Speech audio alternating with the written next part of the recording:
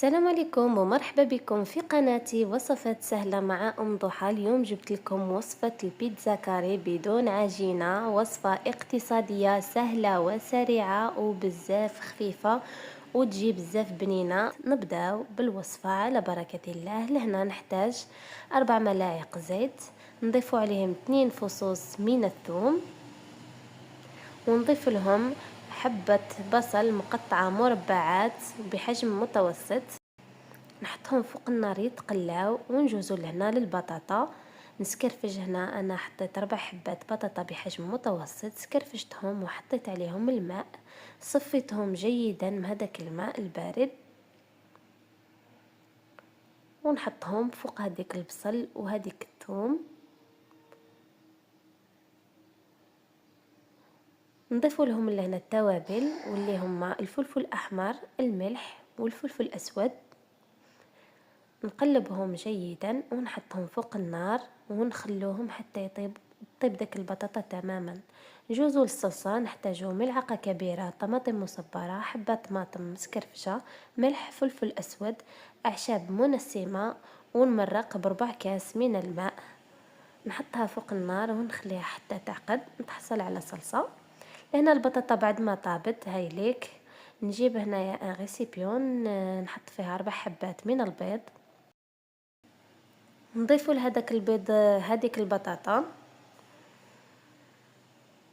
ونحرك جيدا. وهنا عندي سنيوه اللي تدخل الفرن، مسحتها بالزيت، عملت لها بابي كويسون ومسحتها بالزيت باش نضمن بلي ما تلصقش معايا البطاطا.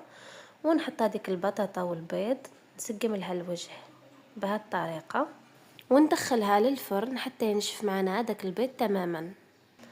بعد ما تنشف وتطيب هنا تماما ننزعوها ونحطوا عليها هذيك صلصة الطماطم اللي كنت خدمتها معكم. نضيف لها القليل من الجبن المبشور، التونة، وهنا عندي باتي قطعتوها كمربعات، زيتون أسود، والجبن المبشور.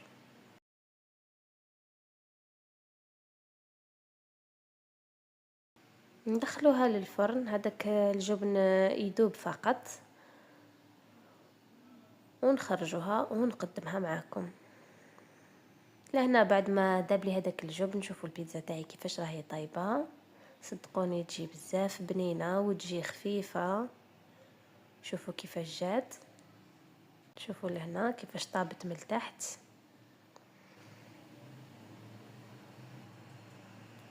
وهنا نقطع معكم البيتزا هكا باش تشوفوا كيفاش جا القوام تاعها، كيفاش جات خفيفه، جات من اروع ما يكون. والبنه ما نحكي لكمش، لازم تجربوها يا البنات هاد الوصفه. نتمنى انه يكون الفيديو خفيف ظريف عليكم وعجبتكم الوصفه. ما تنسونيش من تشجيعاتكم باللايك والاشتراك في القناه وتفعلوا زر الجرس هكذا باش يوصلكم كل جديد. والى اللقاء.